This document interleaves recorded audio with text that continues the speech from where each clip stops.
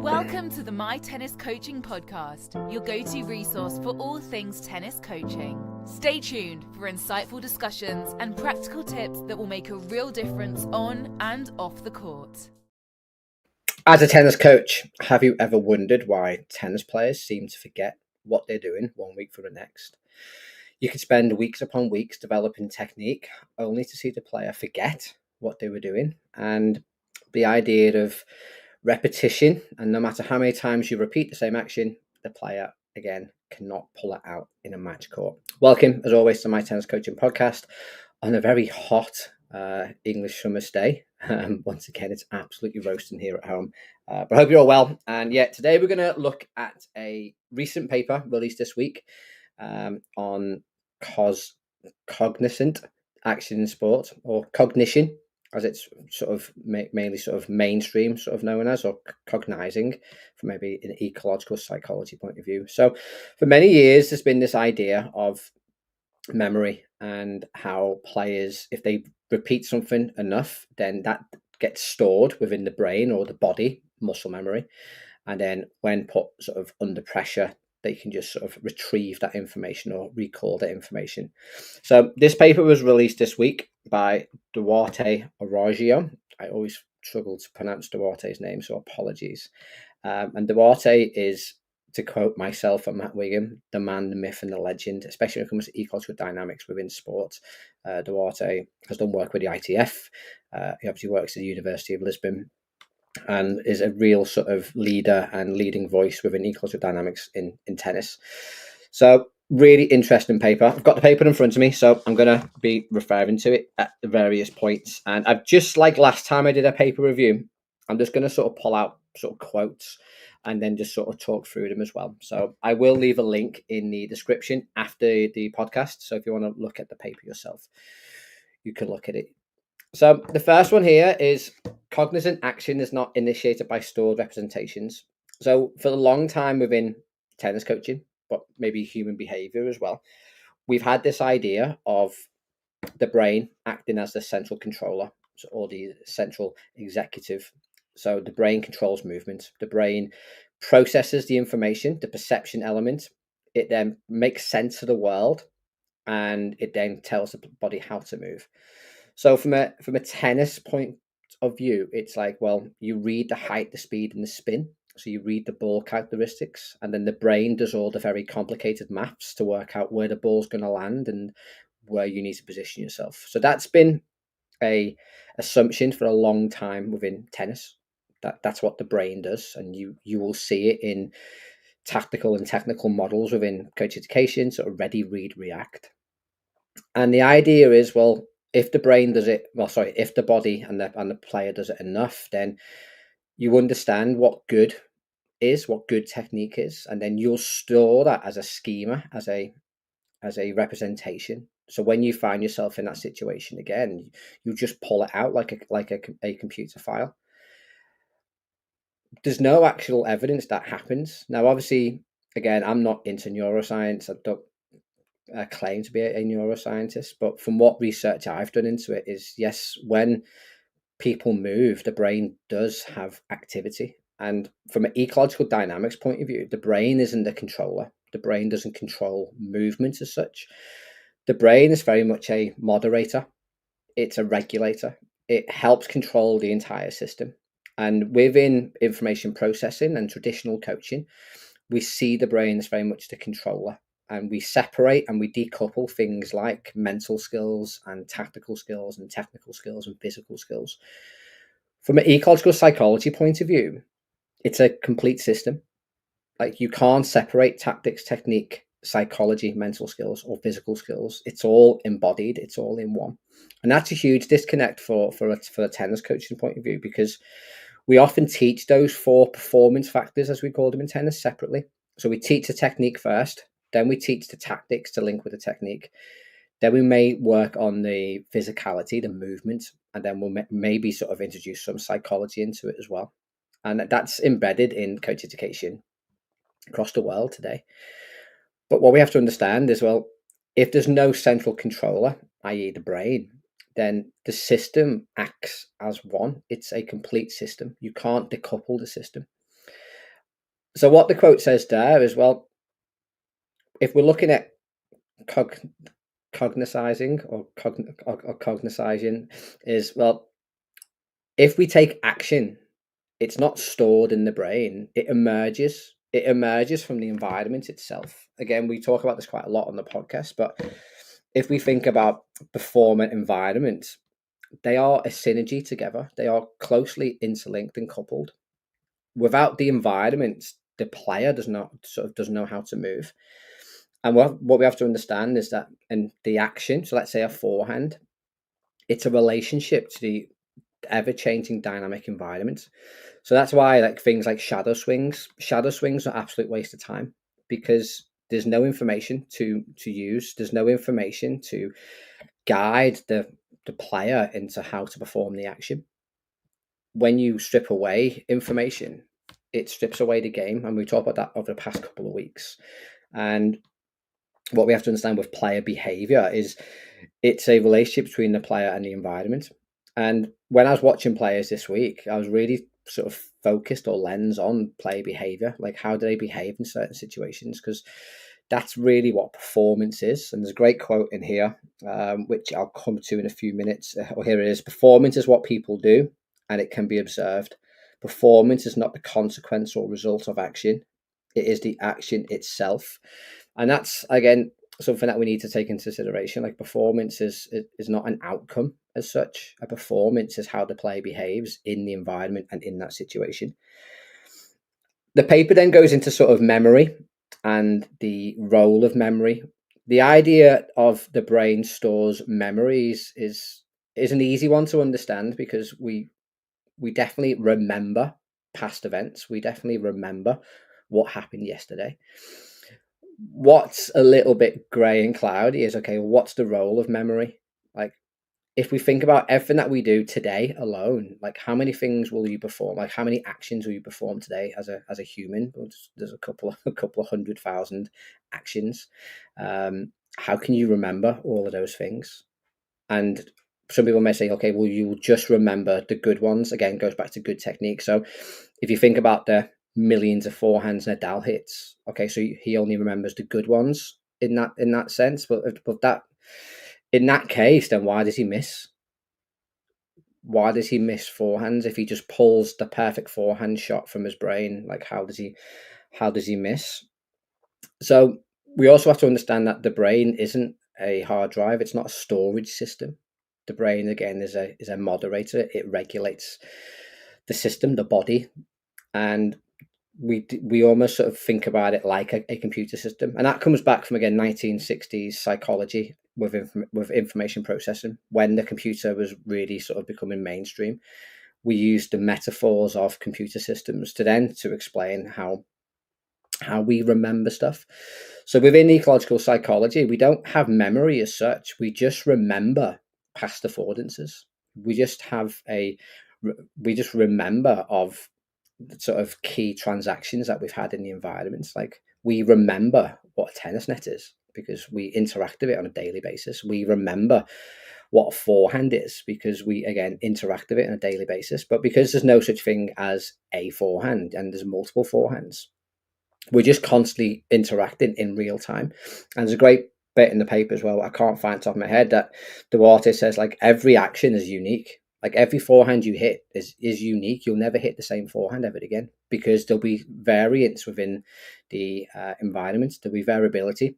You'll be different every forehand. Like, if I hit a forehand today, it'll be different than my forehand tomorrow. Why? Because the environment will be different. My opponent will be different. The score will be different.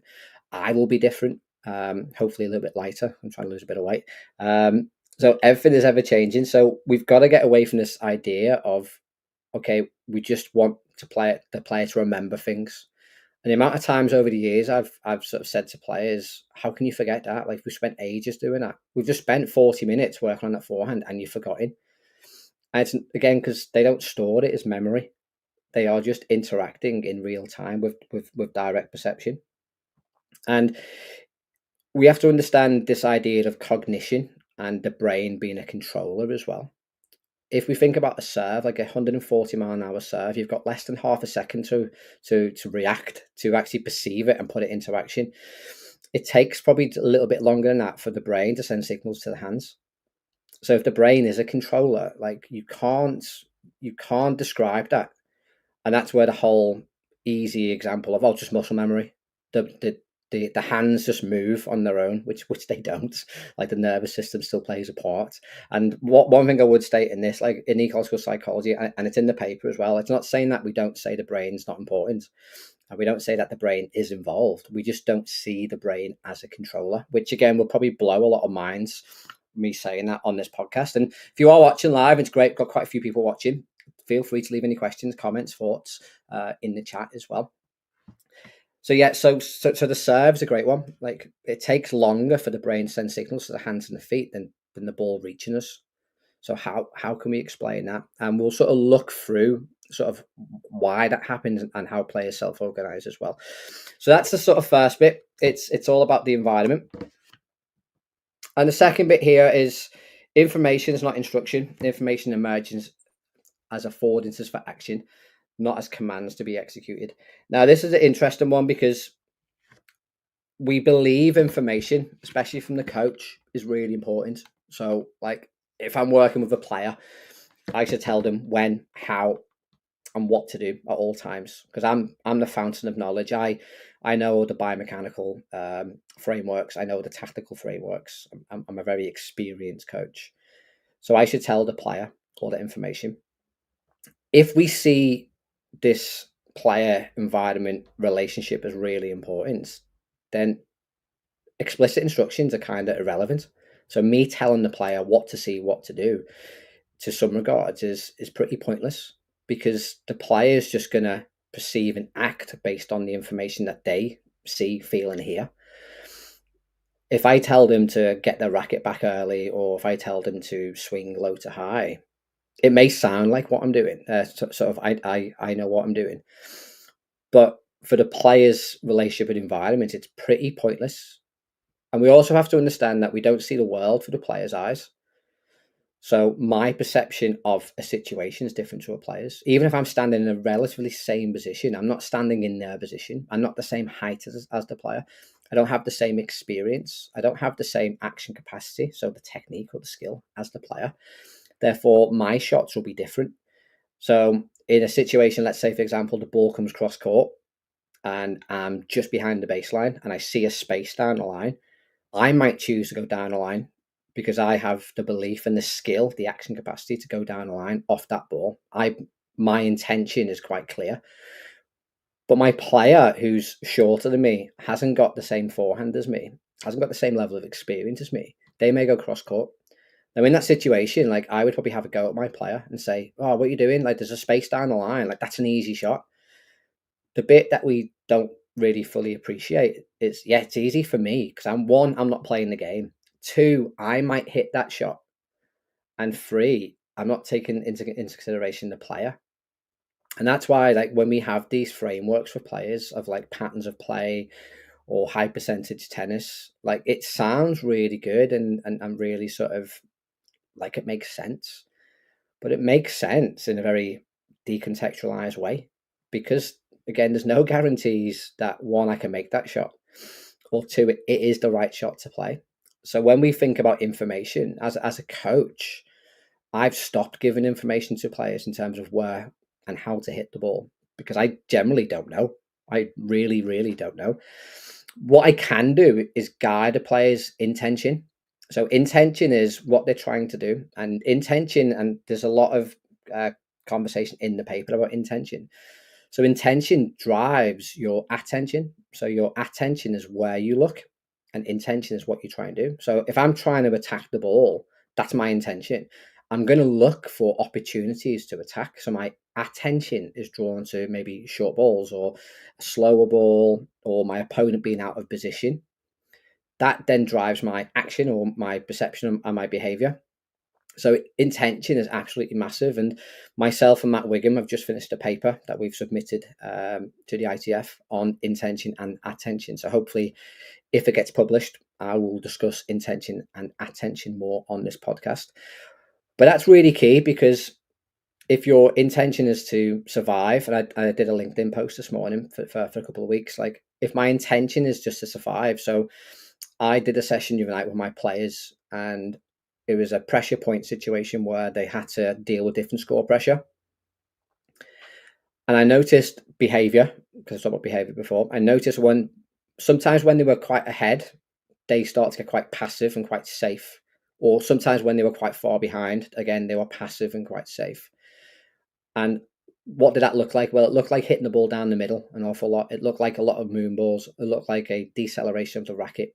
So again, when I'm looking at it from a behavior point of view, they're the things I'm noticing. So I bring the players in and ask, well, what's your intention in these moments? So when you're ahead and you're close to winning, or sometimes when you're quite far behind and close to losing, I noticed that the racket slows down, a lot of balls go back into the middle, a lot of moon balls. What's the intention there? And the questions that they were given back to me as well, we're just trying to survive. We just wanted to make one more ball. We're going to take less risk. And again, from a tactical point of view, that kind of makes a little bit of sense, because like you don't want to start like going for winners from really crazy angles, and you don't want to start of just panicking and just striking the ball and hoping to win. So I understand it a little bit, but the issue of just looking to survive is that's all you see from so your intention is to survive, but that's all you ever see. You only ever see opportunities to get the ball back. You miss opportunities to actually go for winners. You miss opportunities to win. And then what ends up happening is you end up getting just broken down because you're so passive, and the other player's intention is probably to try and win. And in that case, more often than not, the player who has the intention of looking to win will win because they're taking those opportunities to win. Hopefully that makes sense. So intention is huge. And more often than not, when we do practices, there's no clear intention. It's all about the technique. It's all about the action. But if we think about it from a model point of view, intention drives your attention. So when we're talking about surviving, my players' attention was stuff to like, well, can I just get the ball deep middle? Can I just make sure I push my opponent back so they can't attack a little bit? So they're missing opportunities like short balls. They're missing opportunities like change of direction. And you see this a lot with players who do lots of 2 cross 1 line drills or lots of cross court rally ball drills. And you'll see them when they play matches, they just rally cross court all day, every day.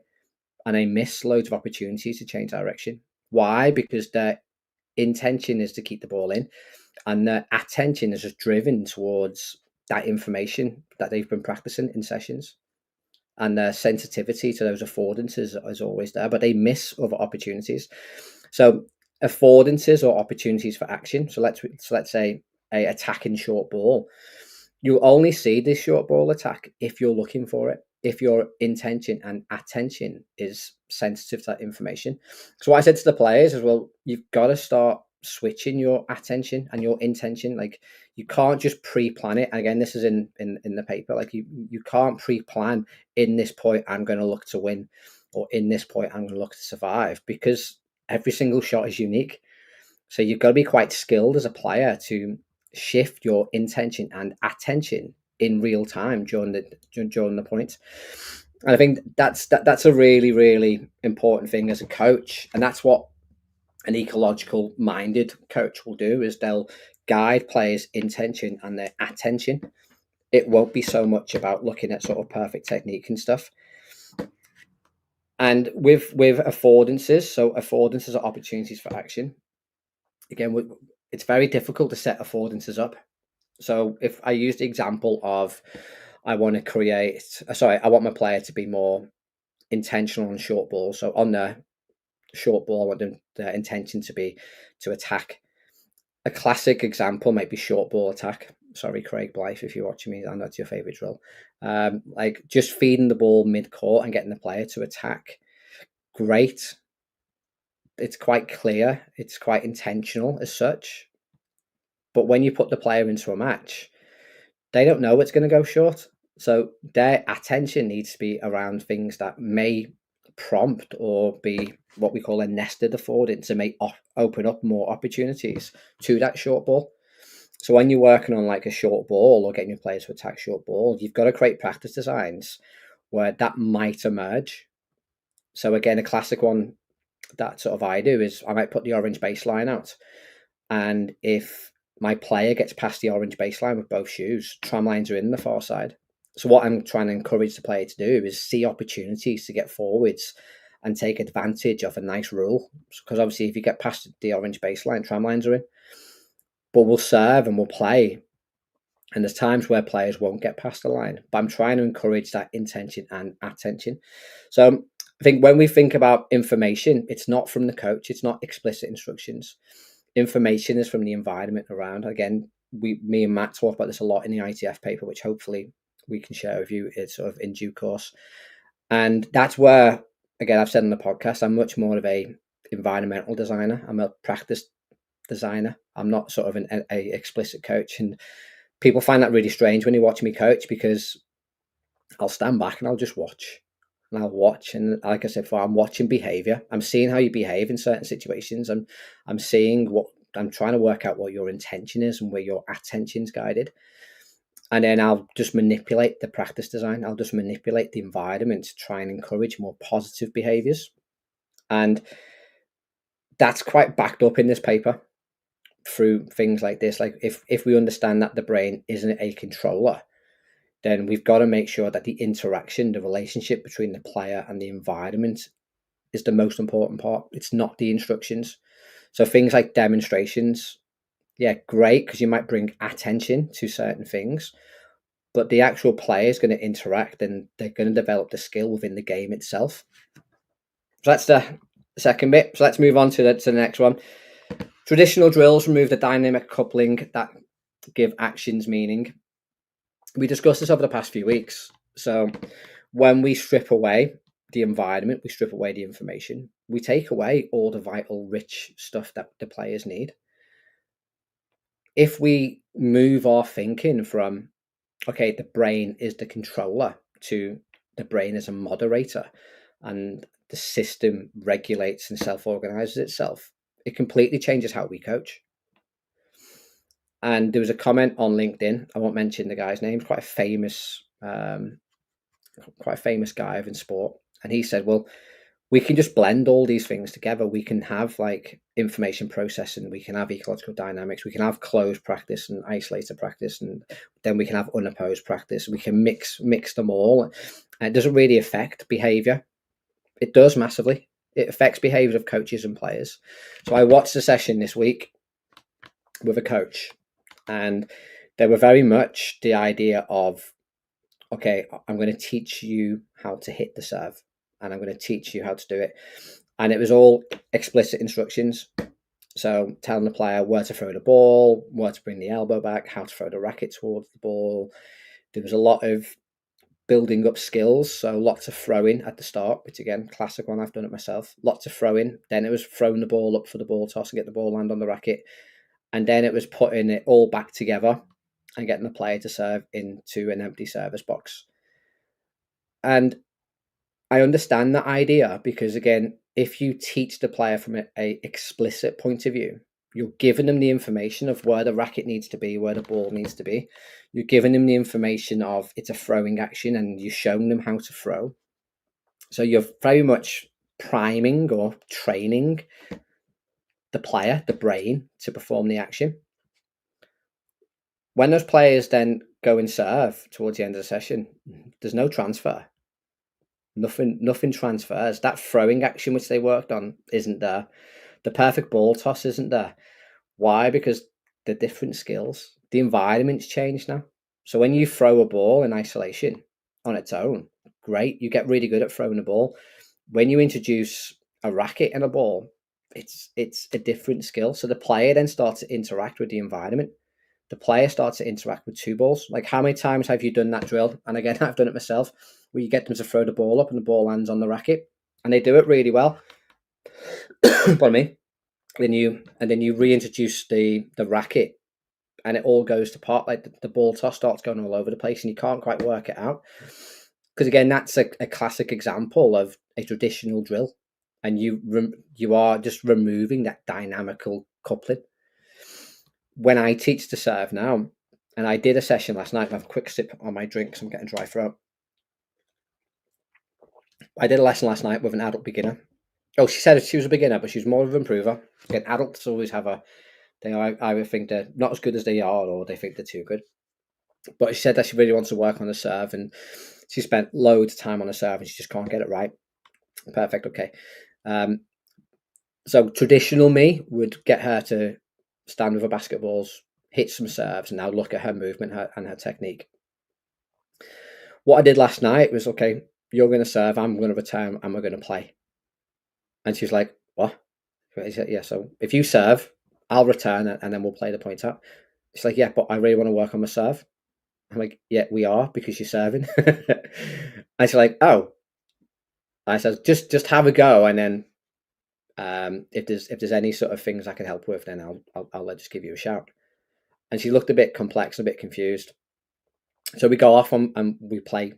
I know it sounds really weird, but we play tennis. So she serves, I return, we get the ball back.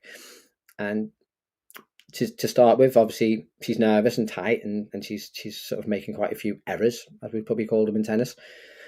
And I just stop and say to her, okay, what we're going to do here is hit the serve between the service line and baseline. And she's like, what? So yeah, just increase the racket speed, because at the moment, because you're really nervous, like you're bringing the racket to the ball and then you're slowing the racket down. But when you slow the racket down, like we lose all the control on the ball. Like racket speed is what pulls the ball down, and sort of you will generate a little bit of spin as well. But because you're just trying to float it over, like we need some momentum into the ball. Newton's second law. And she looked at me like I was nuts. I said, just throw it up and hit it. I said, okay. So after a couple of attempts, she's thrown up and she's just increasing the speed. And like, I'm not saying, oh my God, look at me, how good I am. But okay, so the serve start going in now. Because all I've done now is I've not looked at the mechanics. I've not tried to train her how to move. I've looked at her behavior. She obviously looked nervous and anxious. She was slowing the racket head down. All I'm trying to do there is, okay, well, can I encourage her to increase the speed? Can I give her a clear intention? So the intention is, I want you to throw the ball and bloody smack it, increase the speed. Her attention was drawn to, okay, can you increase the speed? And I want you to serve deep. But because the way the court's shaped and the net's shaped and we're shaped as humans, if you throw it up and increase the speed, the ball's going to land in and around the service line anyway, just because of those task constraints. And she's hitting a couple. She goes, oh my God, this is just mad. This is just crazy. Like, I never thought I could serve like this. So you can. The problem is you're trying to train yourself to have this perfect serving model, and it doesn't actually exist. All I've given you here is just throw it up. And all I'm doing now is keeping that dynamical coupling between perception and action. I'm giving her a clear intention, and I'm just driving her attention. If I were to do that from a traditional point of view, I take all that away. I bring all the attention onto how she's moving. So if I was to stand there with a basket of balls and look at her ball toss and her 90-degree elbow position, her attention's all internal. And there's enough focus. So there's enough research out there between internal and external focus. Like internal focus is not a positive thing. And again, for any tennis coaches, it's just the inner game of tennis. Like that internal focus is quite tough. And we have that analysis by paralysis, or paralysis by analysis, whatever way around it goes. And I think that's a good example of how we decouple it. And it sounds really simple when I just say to her, throw the ball up and hit it.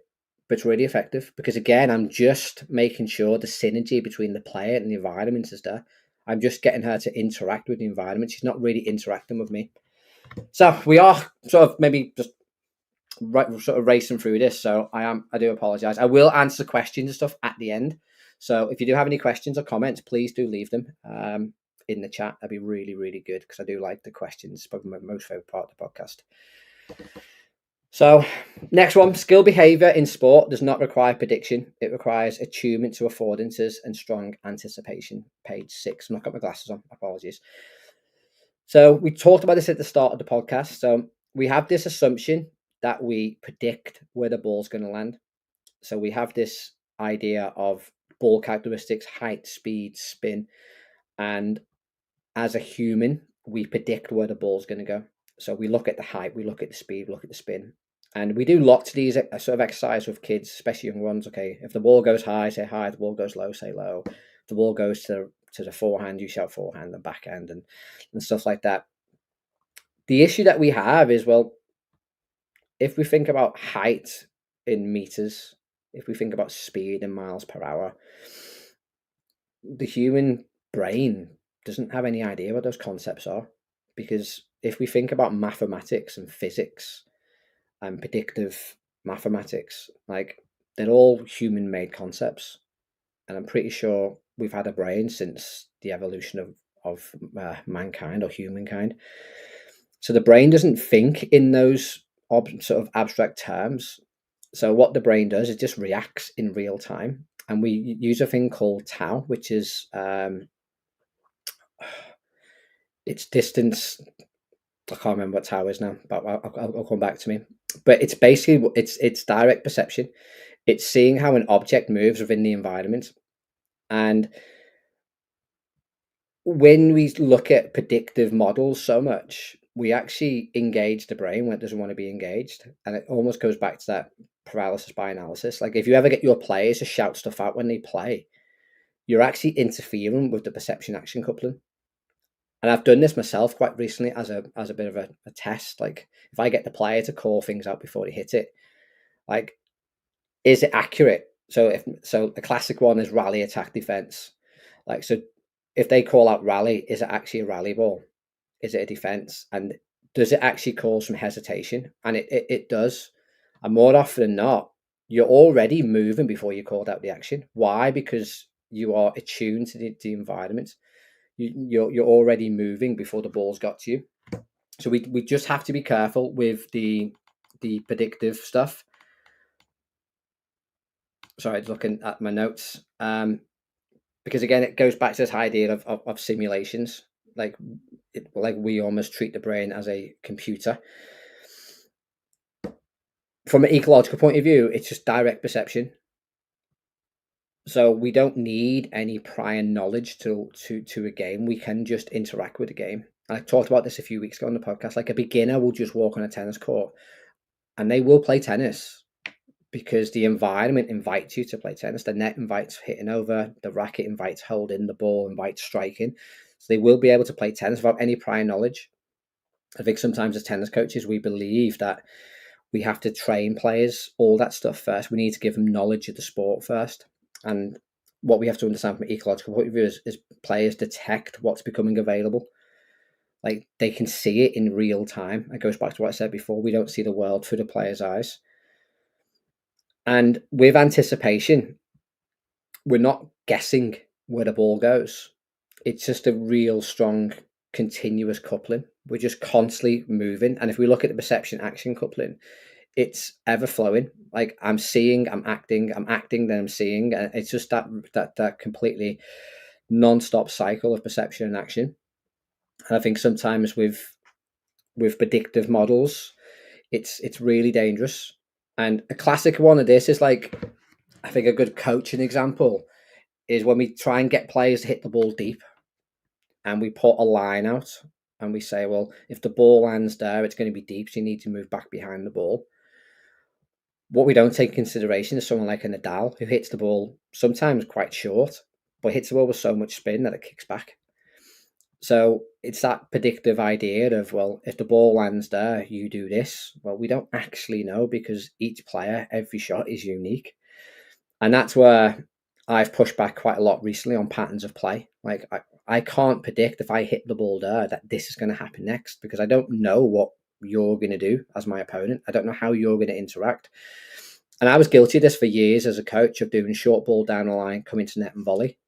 And if you hit the short ball cross court, I'd have a go at you and say, well, that's not the right shot. You have to go down the line, because the angle opens up if you go cross court, and then you'll get passed down the line. And I'll do it in a very traditional, isolated way. But the truth of the matter is, behind the opponent is actually a really good shot, because if you see me start to move across to cover the line, you see the opportunity to go behind. And I think that's, again, a good example of patterns of play or predictive plays. They're not really that good for players, because it doesn't deal with the variability or the dynamic nature of the game. Couple more. And that brings me to sort of the coach's role. So the coach's role is pretty much to design the environment. We've talked about this before. It's not to give explicit instructions. It's not to talk about technique. It's not to understand that, okay, if I just drill the player, then they'll learn it. Learning is not as, it's not as simple as we believe it is. If we take the brain out of the equation as a controller, learning is direct, learning is in real time. And yes, you will remember past transactions with affordances. Doesn't mean you stored it as memory. You just become more sensitive to the information. So that's why we'll see, like with a beginner, they will look not very good in terms of their movement and their ability to play tennis because they're not sensitive to all the information. As you improve, you become more sensitive to relevant information. Therefore, it looks like you're getting better and you're just becoming more attuned to that information that's available.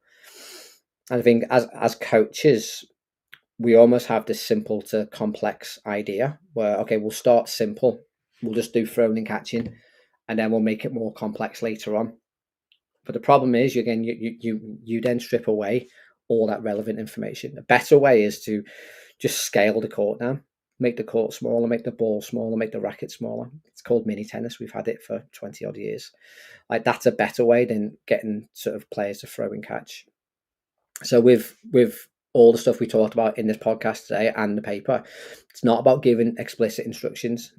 It's about creating environments, having clear intention, driving a player's attention to relevant information. And hopefully we will then see the better performance from the players. And the last one, and this is sort of in the abstract, sort of that cognizant action is the conversion. Come on, with glasses on. Cognitive action is the conversation of the intention through perception action, not the execution of mental plans. So I've just butchered that absolutely. So we have to understand that action, movement, cognition, if you want to use the information processing way, it's a interaction between our perception and action skills. Sorry, coupling. It's intention drives our attention drives our perception, which then in turn influences our action. And I think that's a really important thing for coaches to understand. It's not about explicit instructions. It's about creating those environments for the players. So there we go. I'm open to some questions. I think I do have a question or comment. No, just a hi. Low Kit said hi. Hi, Low Kit. So yeah, at the moment there's no questions or comments. But I'll just sort of end. And again, I'm open to questions here. Like, it's a huge shift in our thinking, though, isn't it? To think from, well, the brain controls everything. The brain controls our movement. It processes information. It tells us how to move. It stores memory. For me and this paper and many other papers like this saying, well, the brain isn't a controller. The brain is a moderator. It's involved. It regulates the system. But the entire system works as one. Like, your perception system works with your nervous system. It's a complete system. And it goes back to that whole idea of tactical, technical, mental, and physical. Like, all four of those things are coupled together. They all work as one, as a synergy. You can't separate them. And again, this is just my theory as I'm just sort of doing my conclusion here. That's where we get it wrong. We decouple coaching so much, and we work on technique in isolation. We work on tactics in isolation. Psychology, generally coupled with something, but can be in isolation. And then we do the S&C bit, don't we? We do the strength and conditioning in isolation. Wouldn't it be more beneficial to do it all together? Our role as a coach, I think, needs to change. If contemporary research is showing that, okay, well, the brain doesn't control movement, the brain regulates, and the player, in our case, it's more about their interaction with the environment, then we've got to be really good at creating environments. We've got to be really good at creating information-rich environments. Whereas at the moment, we're really good at stripping away information. We're really good at breaking it down and decoupling stuff and decomposing skill. And I think it's a huge shift. And someone mentioned in I think it was a comment on last week's podcast, like, jiu-jitsu is way ahead now in this space. Like, jiu-jitsu is going very ecological, which is crazy because that's based on a century-old martial art, when drilling is very traditional, and doing the drills is quite tough, but quite dominant. But they're seeing it, well, no, because, and I know this firsthand from doing some jiu-jitsu lessons many years ago. The problem with jiu-jitsu is no one wants to be choked out. Like, if I'm trying to choke you out, you're going to try and stop me. You're not going to lie there and let me. And that's used to drive. I used to do private lessons with a very, very well-known, quite famous gym. I remember asking the trainer, like, this is just silly because you're just lying there. Like, if this is a real fight or this is a real grapple, you're going to be trying to stop me, but then you're also going to be trying to get me. So jiu-jitsu is really waking up to it and going, yeah, like, this ecological approach does kind of make sense. It's more about a relationship between the performer and their opponent. So we've got to make the performers really aware or attuned to what's going on there. And in tennis, it's interesting because no matter how much you present the research and the evidence to coaches, there's always a pushback. Oh yeah, but look at Sinner the other week on your podcast. He was doing basket feeding, world number 1, playing Wimbledon semi-final this week. Like, he does it. Just because people do it doesn't mean it's right. Just because we've always done something doesn't mean it's right. And to quote Stuart Armstrong from a Talent Equation podcast, many years ago, we'd put leeches on you when you were sick to draw out fever. Like, if I went to the doctor today and he said, oh, I'm going to put some leeches on you to get rid of your fever, probably going to find a different doctor. And it's the same with tennis coaching. Like, traditional drills, yeah, they were a thing when we believed in information processing. Like, science moves on, technology moves on. You wouldn't use a 20-year-old laptop. Why? Because technology has moved on. Information has moved on. But within tennis coaching, we still believe that the old ways are the best ways. And it's difficult because even like coaches who are part of my academy, I will see them deliver sessions and they will resort back to the basket. They will resort back to the explicit instructions and the demonstrations. Why? Because it's easy.